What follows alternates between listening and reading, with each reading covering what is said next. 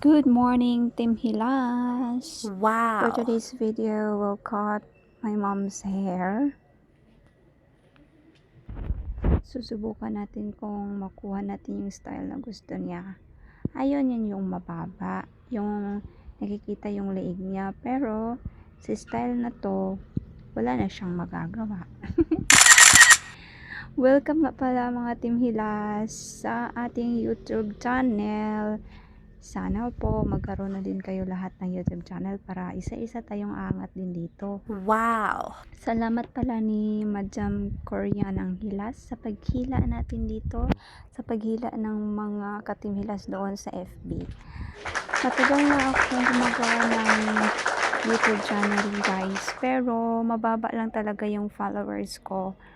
So, I'm so glad na nandito na si Madam Team Hilas para magtulungan tayo at matulungan din niya tayo para naman maka silver button na naman tayo, diba? So, ang saya-saya nun. Kaya so excited. So, for today's video na ina-upload ko, inspired talaga ako. Inspired ako na magputol ng buhok ng mom ko. Tapos, excited din ako na i-post ito sa YouTube channel. Para naman at meron akong na-post sa araw na to at matagal na din akong hindi nakapost ng video, pero nung nakita ko yung post ni Madam doon sa FB, natuwa talaga ako guys. Ang saya-saya ko guys, baka ito na talaga yung chance na magkaroon tayo ng silver button guys. Baka naman YouTube channel. So, tignan natin guys kung may hilaan bang magaganap dito. Kasi nandito na halos lahat eh. Yung post nga ni Madam, August 19, naging 7.2k na guys yung followers niya. So, nandito na halos lahat yun. So, marami pa. Million yun ang ano ni Madam doon. So, naging 2k yung ano natin doon eh. So, baka naman, Madam, hilain mo din kami, Madam. So guys, sana panoorin nyo to at wag kayong mag-skip, tapos full video din yung ano nyo, kasi dito kasi long video ang YouTube guys, tapos counting siya ni YouTube pag long video yung pinanood mo, hindi katulad ni FB na short video lang. Dito guys, kailangan mong panoorin in full video kasi kine-count yan ni YouTube. Kaya sa hindi pa marunong dito sa YouTube guys, dapat panoorin nyo yung full video ng YouTube kasi mas mahaba, mas maganda kasi yung requirements ni YouTube.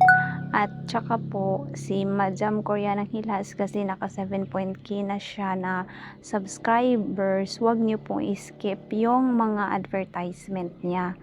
Mga nasa 30 seconds lang naman yun guys, kaya tulungan natin si Madam Hilas para naman sa kaniyang hospitalization or pang operation niya, tulungan natin siya, wag natin i-skip yung mga advertisement na puma-flash sa kaniyang video. At yung mga video din niya, i-likes din natin, i-share din natin, tulungan natin si Madam Hilas guys, kasi tumulong din siya sa atin, 'di ba?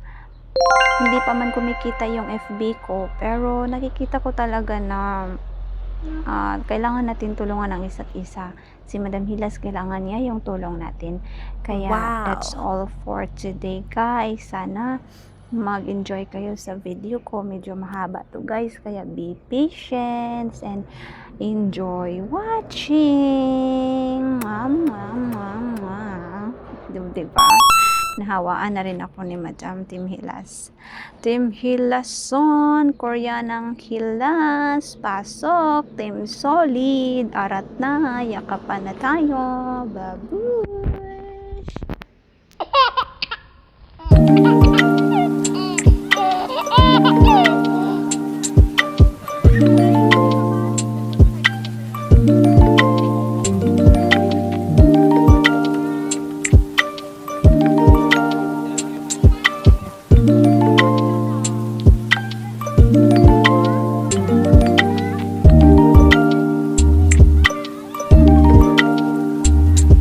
Hindi sa parlor to. Si Gigi, yung anak ko yung nag-cut nito. Kaya naisipan siguro niya na, uy, ang gandang style na to, magpapaputol din ako. So sinabihan niya yung mom ko, uy, Yaya, sabihin mo kay Gigi, pupunta ako mamaya sa inyo ha, magpakat ako ng hair. Sabi naman ng mami ko, oo naman, sige, sabihin ko sa kanya. So sabihin niya, magkano kaya yung bayad kung magpaputol ako sa kanya? Sabihin ko lang sa kanya, mag-ano ka lang, hingi ka lang ng discount, sabi ng mami ko. Kaya, nung hapon na yon, pumunta siya dito sa bahay, nagpakat siya ng buhok sa akin. Sabi niya, uy Gigi, nagustuhan ko yung yung style ng buhok na pinutol mo sa mami mo. Pwede bang magpakat ako ng hair, yung kagaya sa kanya? Sabi ko, opo, sige po. Magkano ba yung mo, yung bayad daw, sabi niya.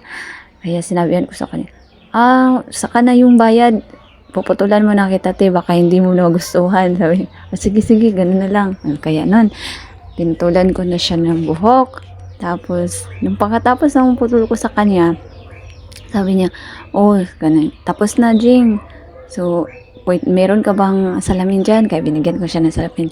Sabi ko, te, tapos na po, te. Sige, tingnan ko nga.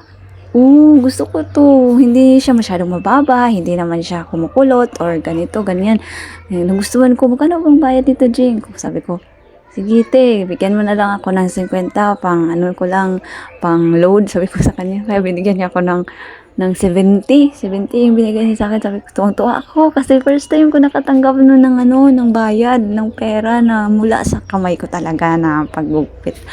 Ngayon tuwa-tuwa ako, sabi ko, ito na, first time na natanggap ko na pera. Ang saya-saya ko noon.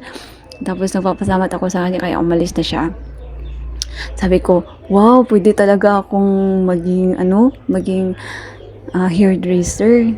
Magugupit ako, maggawa ako ng parlor. Paglaki ko, gagawa ako ng parlor. Kasi nung ko noon, mga high school ako noon, na gumigupit na ako. Tapos sabi ko, gagawa ako pag makatapos ako ng high school, magtatrabaho ako, tapos ipunin ko yung pera ko, tapos gagawa ako ng parlor. Kaya yun, tuwang-tuwa yung mami ko kasi nakatanggap ako ng una kong bayad, di ba? Pati ako, sobrang saya ko talaga. Tapos hindi pa yun natapos, maraming bata na nakakita din sa kanya, yung mga mama ng mga bata na kapitbahay din nila sa upper. Tapos, sinabihan na, sino yung gumupit sa buhok mo? Si Gigi. Kaya maraming bata na pumunta dito. Tapos 50 yung binabayad nila na tinatanggap ko. So, noon, nag-start na ako ng gupit noon. Tapos yung kapitbahay din namin dito na malapit, nagpapagupit sa akin. Tapos yung sarili ko talaga ginugupitan ko. Yung PBB na style na yun, yung si Bangs. Kaya ginaya ko yung buhok niya kasi mataas yung buhok ko. Kaya ginumitan ko yung sarili ko na katulad ng bang style. Yung emo type ba. Tapos yung bangs ko mula sa dito sa kilay pa, punta doon sa sa baba ko. Ginupitan ko yung sarili ko na katulad ni Bangs Garcia. Opo. Yun, artista na yun. Ginaya ko yun. Sikat si Bangs Garcia nun sa style niya. At ginaya ko yung style na yun. Tinatawag din ako ng mga kalaro ko dito na, uy, Bangs. Natutuwa talaga ako noon, bata pa ako. Pati yung tuwa talaga ako sa mga ginagawa ko nung bata pa ako. Kaya hindi din ako nag-stop ng pangarap na matutupad yung mga pangarap ko noon. Pero yung kasi yung talent,